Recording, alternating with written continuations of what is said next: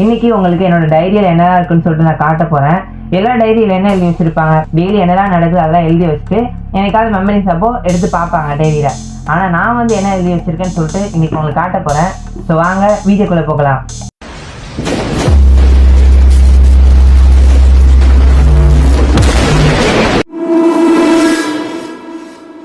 நான் வந்து ஒரு பேஜாக காட்டுறேன் டைரியில் என்னெல்லாம் எழுதி வச்சுருக்கேன்னு சொல்லிட்டு. ஃபர்ஸ்ட் இந்த டைரி வந்து ஒரு ஹார்ட்வேர் ஷாப்பில் கொடுத்தாங்க. பார்த்தாலே தெரியும், ஐ ஸ்டீல் எக்ஸலஸ்ன்னு போட்டிருக்கோம் கம்பெனி பேர். ஒரு ஹார்ட்வேர் ஷாப்பில் கொடுத்தாங்க, அதை நான் யூஸ் பண்ணிகிட்டு இருக்கேன். ஃபர்ஸ்ட்டு நான் வந்து January 1 என்னெல்லாம் எழுதி வச்சுருக்கேன்னு சொல்லிட்டு டைரியில் காட்டுறேன் பாருங்கள். ஃபர்ஸ்ட்டு பாருங்கள், ஓகேவா நான் ஸ்டார்ட் ஃப்ரெஷ் பாய் 2023. போன வருஷத்துக்கு பாய் சொல்லியாச்சு. Only you have 58 days for public exam. So start learn for public exam. நான் பப்ளிக் எக்ஸாம் எவ்வளோ நாள் இருக்குன்னு சொல்லிட்டு எழுதி வச்சுருந்தேன். அது கீழே பப்ளிக் எக்ஸாம் டைம் டேபிள்லாம் பக்காவாக எழுதி வச்சுருக்கேன். நான் வந்து சும்மா எழுதி வச்சுருப்பேன், டைரி கிட்டே பேசுகிறேன் அது மாதிரிலாம். ஸோ நம்மளுக்கு ஒரு ஸ்ட்ரைக் ஆகணும், பப்ளிக் எக்ஸாம் இவ்வளோ நாள் தான் இருக்குது அப்படின்னு சொல்லிட்டு தான் ஃபஸ்ட்டு ஸ்டார்டிங்லேயே வந்து டைம் டேபிள் எழுதி வச்சுருப்பேன். கரெக்டாக இதெல்லாம் ஃபாலோ பண்ணணும்னு சொல்லிட்டு. இந்த டைரியில் நான் எழுதியிருக்கிறதுல எங்கேயாவது கிராமர் மிஸ்டேக் வரலாம், சாரி. ஸோ அப்போ எழுதுனது எப்படி எழுதியிருக்கேன்னு தெரில, பார்க்கலாம். Learn business maths 6th chapter in the morning and learn accounts in the evening. Clear doubt in 5th and 6th chapter in accounts. எல்லாம் கரெக்டாக எழுதி ஃபாலோ பண்ணியிருப்பேன். நான் உங்களுக்கு அன்றைக்கே அந்த வீடியோவில் சொல்லியிருந்தேன் எல்லாம் டைம் டேபிள் போட்டு படிங்க அப்படின்னு சொல்லிட்டு. அது மாதிரி தான் நான் படிச்சிருக்கேன். உங்களுக்கு பார்த்தாலே தெரியும் அந்த டைரியில். அதுக்காக தான் இன்றைக்கி உங்களுக்கு நான் காட்டவே செய்யல இந்த டைரி. ஸோ டைம் டேபிள் போட்டு படிங்க. 14th January சண்டே எழுதியிருக்கேன். Waste day full enjoyment went to buy dress. இது பொங்கலுக்கு முன்னாடி நாள் ட்ரெஸ் எடுக்க போனது, அதனால் வேஸ்ட் ஆகிடுச்சு. ஸோ எல்லாத்தையும் இதுமாதிரி ரைட் பண்ணிக்கோங்க. அப்போ தான் தெரியும் உங்களுக்கு நம்ம என்னெல்லாம் படிக்காமல் இருக்கோம் அப்படின்னு சொல்லிட்டு. டைம் இவ்வளோ வேஸ்ட் பண்ணியிருக்கோம், இன்னும் எவ்வளோ டைம் இருக்குதுன்னு சொல்லிட்டு உங்களுக்கு டைமோட இம்பார்ட்டன்ஸ் தெரியும். இந்த பேஜ் பார்த்தீங்கன்னா உங்களுக்கு கரெக்டாக தெரியும். பப்ளிக் எக்ஸாம்லாம் ஸ்டார்ட் ஆகி போயிட்டு இருந்துச்சு. லாஸ்ட் எக்ஸாம் 2 நாள் தான் டைம் இருந்துச்சு. அதுக்கு நான் என்னென்ன எழுதி வச்சுருக்கேன்னு பாருங்கள். Commerce public exam 19 Tuesday evening வந்து முத்திரம். Last exam is very easy. பிஎம்னா business maths. You learned all but revise all sums. ஓகேவா, நம்ம எல்லாம் படிச்சிட்டோம் முன்னாடியே. ஆனால் அந்த 2 நாளில் ரிவைஸ் பண்ணுறது தான் மேட்டர் இருக்குது. Learn all chapters and 1 word thoroughly and conduct test.